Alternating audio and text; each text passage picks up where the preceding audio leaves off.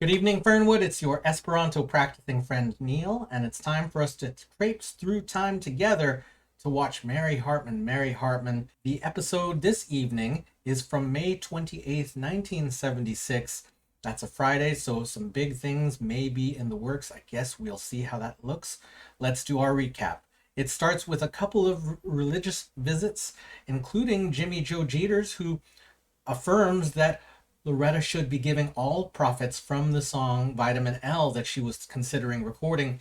Those profits should go to the church. Father DeMarco visits Kathy over at her home and urges her to get involved in television. He knows Clete Meisenheimer, who we haven't seen in quite a while, but he's going to introduce Clete and Kathy.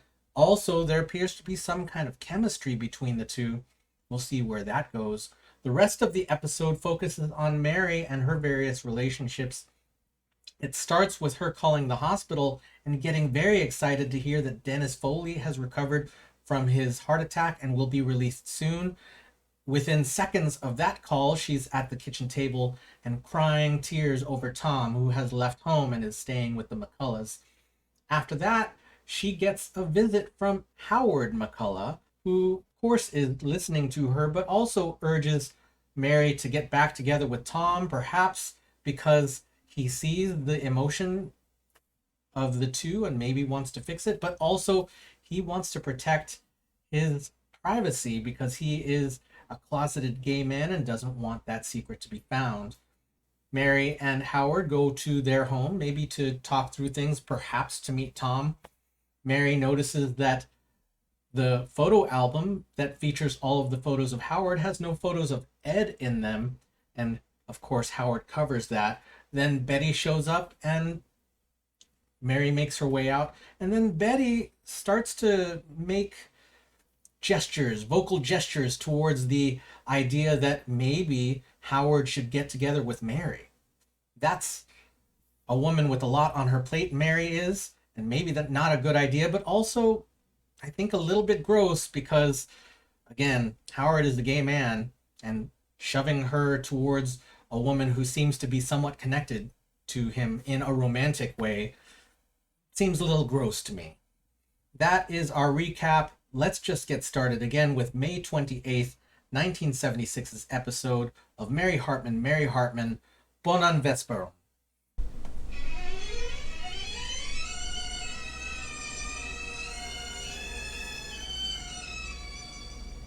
Mary Hartman! Mary Hartman! I want a real heart-to-heart talk with you. A real heart-to-heart. Good morning, Mary. Good, that's what I need. That's what I really need. A good heart-to-heart talk. With someone just sympathize with me, understand me. And when it's really important, I get on one side. There's only one trouble. Come on, What only one trouble? I just don't feel like talking to anyone. Oh. But I'm sure Tom really wants to come back. All you have to do is ask him. No, I can't beg. It's impossible. It's not impossible. It's easy. All you have to do is say, "Hello, Tom. Come on back." Ma, it's over. It's not over at all. You had a little argument, that's all. No, it wasn't just an argument. It was something more than that. It was something much more than that. What? You mean the something that happened in Dennis's... What?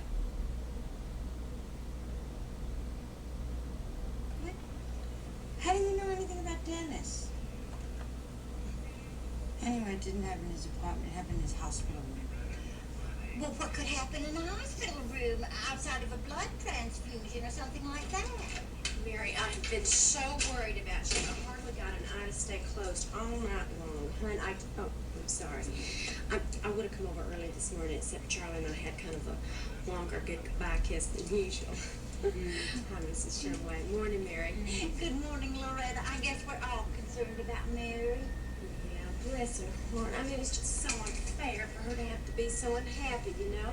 I tried to bring her the Lord's help by bringing little Jimmy Joe Jeter over last night, you know. Oh, I saw that little darling on television the other night preaching. He is so adorable. But is he old enough to be in that line of work? Well, Mrs. Shumway, in the eyes of the Lord, we're all children. But aren't some of us more childish than others? Well, the Reverend Jimmy Joe is the chosen spokesman for the Lord. See, he speaks for the Lord. If the Lord has anything to say, the Reverend Jimmy Joe says it for him. You mean like Ed Reimer speaks for all states? Precisely the same thing. But you know, looking at you, Mary, I just don't feel that you took any comfort from what Reverend Jimmy Joe had to say. No, I really did appreciate it. It's just that the living minister and I didn't quite see eye to eye. Maybe that's because your eye is up there and his little eye is down there. Well, even though he is only 4'6", I swear his eye's on the sparrow. Well, he has no choice. Mary, I just want you to know that Charlie and me is right there to stand by you, honey, in your dreadful hour of need. And Mary, it is an hour of need, because there is nothing needier than a woman without her man. And you know, this situation particularly pains me, hon, because you can't get a single love song out of this situation. Loretta, please do not sing. But you know what I want you to do for me? Come over to my house for dinner tonight. I can't. I would be like a wet blanket. That's crazy. I don't know where they got that expression from, but that's what it would be like. I'd be like a wet, wet, like a wet blanket. Dank. I would just be heavy with wetness. I would put out the fire in the chafing dish of your heart. Oh, that's good. That's good, huh? We was having fun for dinner, and I knew that we'd never part. Brush me and put out the fire, yeah, when the chafing dish of your heart. In the chafing dish of... Listen, honey, is your mother around? Oh, I see. Okay. Well, when she comes back, you tell her that I called, okay? Yeah. Okay, bye-bye, sweetheart. Oh, hi, Charlie. Hey, listen, Loretta, why don't you come for dinner tonight? Oh, hey, thanks a lot. I appreciate that. I'm getting a little strange feeling about reaching out to the colors sometimes. You're welcome to mooch on us anytime. We're gonna get a great meal, too. It's gonna be chicken fried steak. Oh, yeah? Sounds great. Mm-hmm. Hey, Charlie, let me ask you a question, okay? Sure. Well, how many times have I eaten over your house? About, what, maybe 100? Yeah, I guess it must be that many times. I mean, we're friends for a long time, too. Yeah, right. So the question is this. How come every time Loretta makes chicken fried steak? I mean, is that just a coincidence? Yeah, well, that's part of it. What's the other part? Well, that's the only company meal she knows how to make. Oh, Bob, wait a minute, Bob. I'm Just kind of sit- in a hurry. Okay, just sit down 1 minute. Only take a minute. I haven't got okay? much time. Please, it's really very important. Just sit. Good. Now listen. Charlie, do you mind? It's kind of personal, huh? No, I don't mind. Charlie, no. Do you mind? I mean, we'd like to talk in private. I mean, if it's okay. Okay. Sorry, yeah, sure. Now, look. Oh, listen, Tom. Yeah. Tom. 7 o'clock. That's not too late, okay? No, 7's fine. Fine. Well, now what's wrong? Okay, well, I don't know. See, I really don't know. If you don't tell me what's wrong, then how do you expect me to give you any help? Okay, well, you know what's happening. I mean, between me. You know that, I know you had a long talk with her, and I guess she told you about us splitting up. Among other things. And I guess you know about her going to another guy's apartment and taking it home, so, huh? She told me that nothing happened, so. You believe her? Well, yeah, I guess. I mean, shouldn't I? I mean, well, one thing about Mary, I mean, she never lies to me, never. That's the way it is, and what do you want with me? Why don't you talk it out with her? That's the point, though. See, I can't. That's the thing. I can't talk to her about it. I mean, we cannot talk about it. Why not? I don't know why not. I don't know. It's just the way it is. I mean, we try. It's crazy. I mean, look. You know what it's like? It's like being locked up inside a coffin, for instance, and you can't get out. I mean, I just don't know how to handle it. You know? I mean, I love her. I swear to God, I love Mary. I mean, I love her. And I know she loves me. You see? So we should be one perfectly happy couple. So how come we're so miserable? I mean, we are really, really, really miserable. You have no idea how miserable we are. So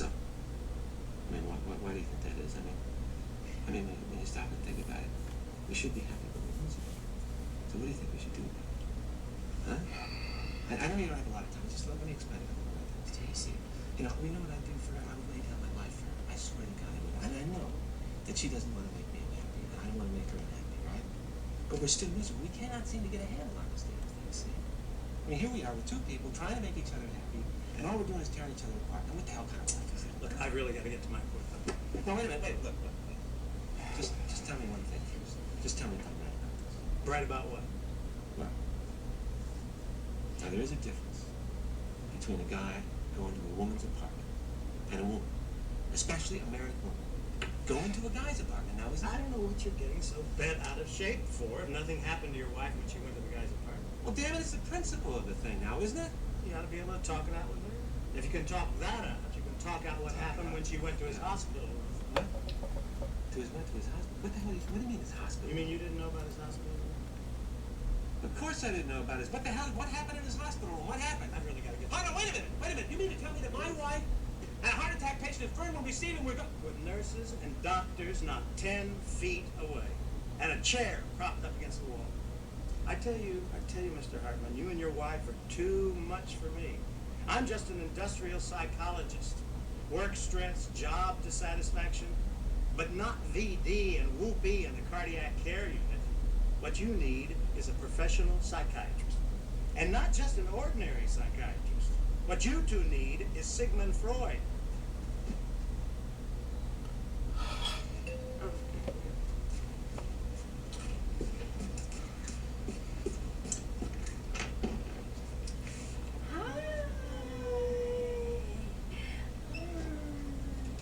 I brought you something.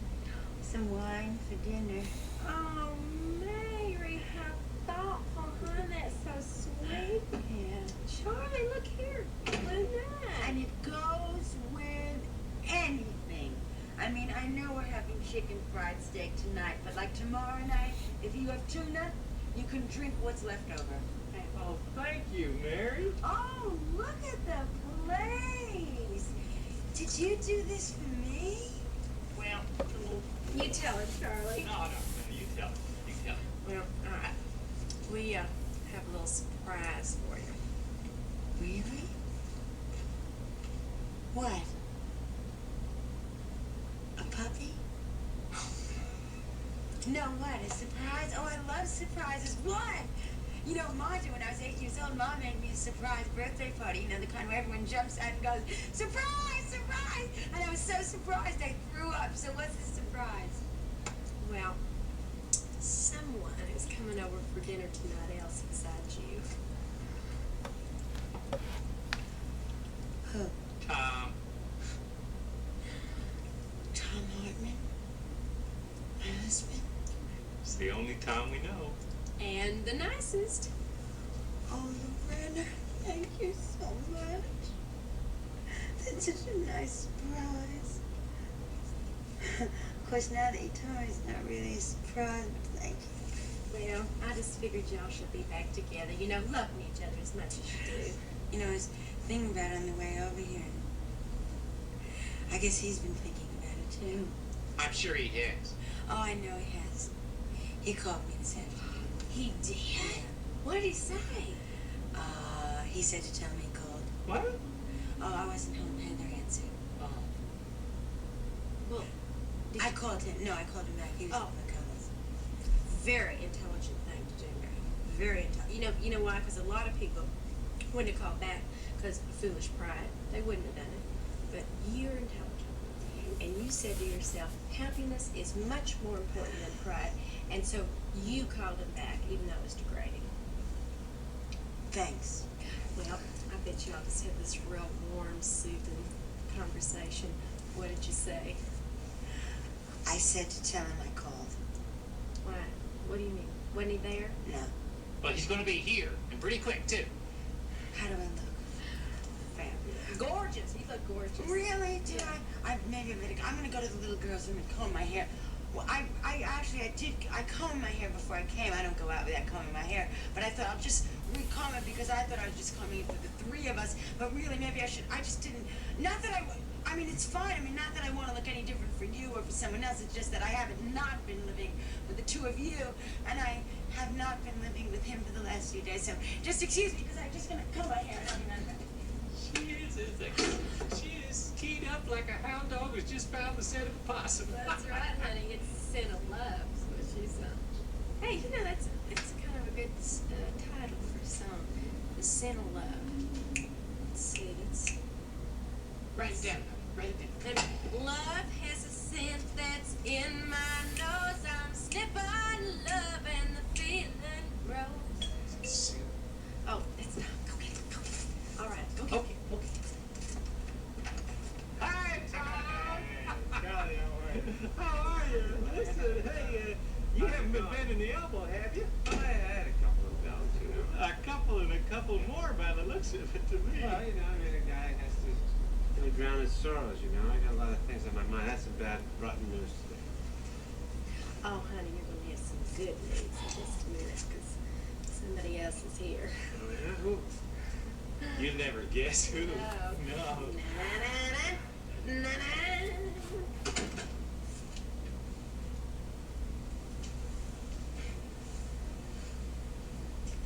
Hello, Tom. Hello? Hello? You mean you could just stand there and say hello to me after what you did?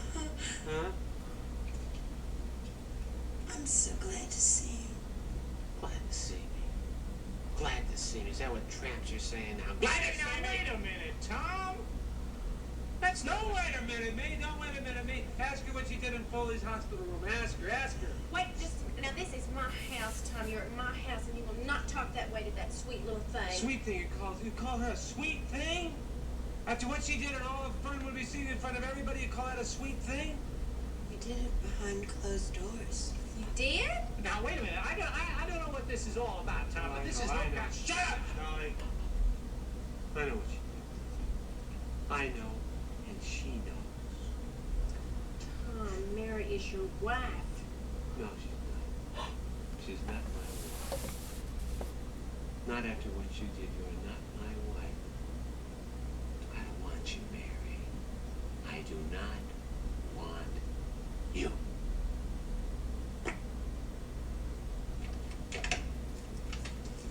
Mary, honey, come on in. And you really shouldn't have, rushed off like that without having anything to eat, Mary. I mean, a little serving of my chicken fried steak would have been real good, for you, because you need your strength. Food gives you strength. See, it's deep fried and it's fabulous. Oh, Loretta, rich, please. I know you're trying to fresh. help me. I'm really feeling sick to myself. Oh, well, it's just the emotion you're under, honey. I'll tell you what, why don't you come over here and sit down and put your head between your legs, okay? Now, just bend over and put those heads between those legs. All right, honey. Now, deep, breathe deeply, okay? I'll tell you, honey, if you don't eat and get your strength, you're gonna have to get it from somewhere else, Mary, like the Lord. Why don't I just hum a nice little hymnal here for you, okay?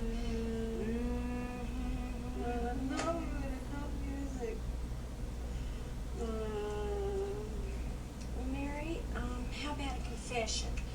What? A confession, I mean, it really helps a lot sometimes to get, off your chest, just kind of cleanse your soul and everything. I mean, I'd be real happy to listen if you wanted me to anything you want to tell me about you and Dennis in his hospital room, Not now. Well, isn't there anything I can do for you, honey? Yeah, there is. Well, just anything you want me to do, I'd be happy to do it because, I mean, not only are you my best friend, Mary, but also it's my Christian duty. What can I do for you? No, there is something you can do for me that I wouldn't ask of just anybody. Oh, well, I'm not just anybody, Mary. I mean, our relationship is real special, yours and mine. I know, that's why I feel that I can ask this of you. You can what? Go home. And leave you in your hour of need, Mary. In my hour of need, I need to be alone, okay? I mean, I know you're trying to help, but I just need to be alone. Well, all right, Mary. I mean, if that's what you want me to do, all you have to do is ask. I ask, go home. Well, Mary, if I go home, and you need me, you know where I will be. I know. Oh, and Loretta, thank you so much for tonight. I mean, really, thank you for inviting me over. It was one of the worst evenings I've ever spent in my entire life. And I really, Loretta, please go home. I need to be alone now. Well, all right, Mary, I'll go home, but, you know, if you need me, call me, okay? Where? Next door, you know. Oh, that's right. You live there. Right. Right. Okay. You call me, Mary. Okay, you go.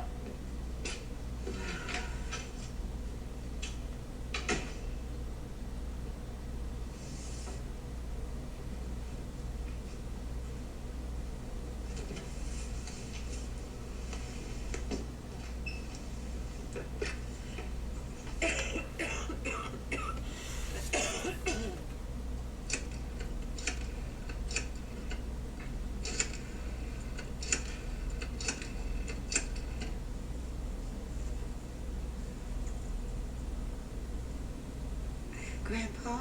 Hello. Hi, this is Mary. Are you busy? I'm watching a Claudette Colbert movie on TV. It's so long since I saw it that I forget how it ends. I waited 20 years for it to come back on TV. If I miss the end this time, I don't know if I can make it. Is something you wanted? No, it's okay. Could I talk to Mom? She's not here. She went to a BFW meeting with what's his name? Some guy is giving a speech on communism and gun control. I don't know why they bothered to go. I could have told him what the guy would say. Communism and gun control. He's against both of them. Anything you want me to tell Martha when she comes back? No, that's okay, thanks. You want me to call you when I find out how the movie ends? No, I'll talk to you tomorrow. Okay. Bye. Okay.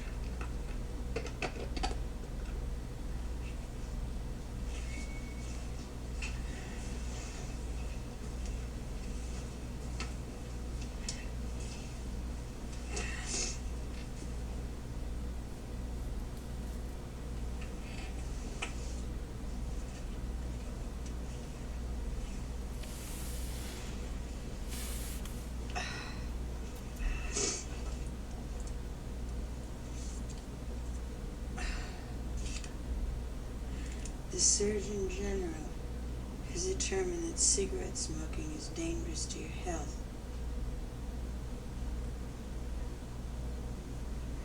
I wonder what he'd say about having sex in a hospital bed with a heart attack victim.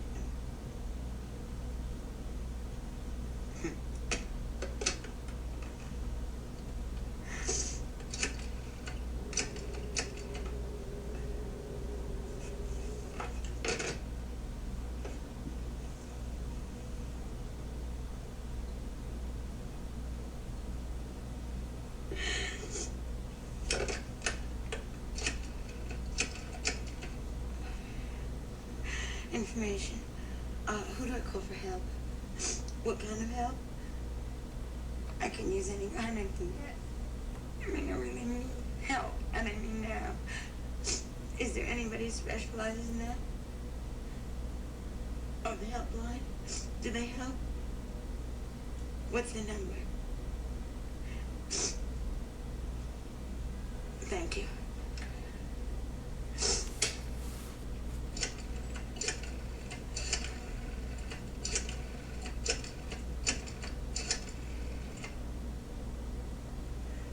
Hello, help? Help?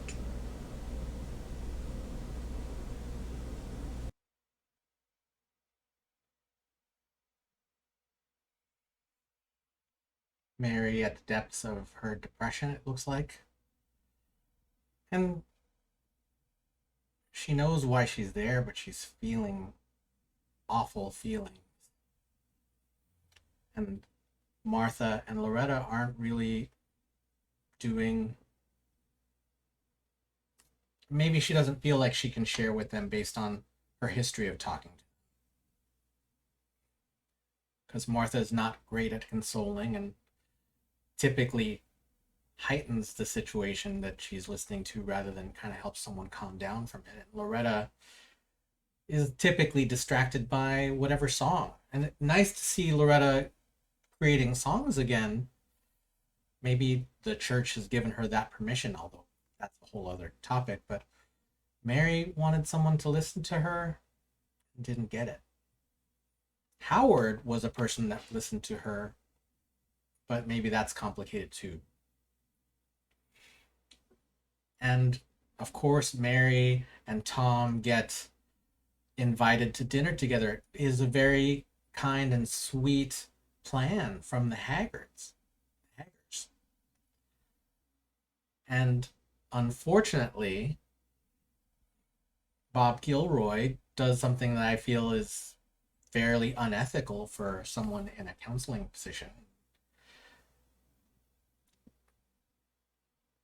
That privacy element of counseling is completely out the window there.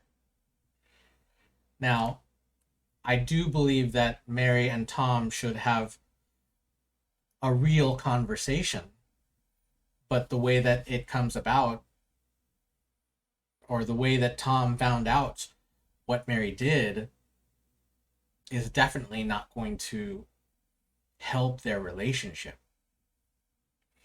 And what they need is something much more than anyone that they have met can offer. There are people who can offer real couples counseling. I believe, couples counseling had been around in strength, I think, since the 50s and 60s. So couples counselors did exist, I believe. Maybe not in their community, certainly not on this show. But seeing Tom drunk on whiskey and confronting Mary in that way was really painful. And yes, there is a reckoning for what Mary did. I wish it weren't that. And Mary comes home and reaches out and reaches out. I mean, even Grandpa, who maybe would have understood, and it was 1976, so VHS recordings of old movies were really not a thing. There weren't DVDs, there was no streaming. If you saw a movie on TV, that was when you were going to see it. Crazy. And now you can watch any Claudette Colbert movie you want, but just about. Anyway. And then, there apparently isn't even like 911 or helplines. I guess that's where she ends up calling. I'm not sure what helplines were for in the 1970s, but I can think of suicide helplines that existed, when I was a teen at least. And it really sounds like Mary is hurting, and that makes sense. So that is our May 28th, 1976 episode of Mary Hartman, Mary Hartman. Thank you again for traipsing through time. Bonan vesperon. Dankon, amico. And we will see you next week in Fernwood.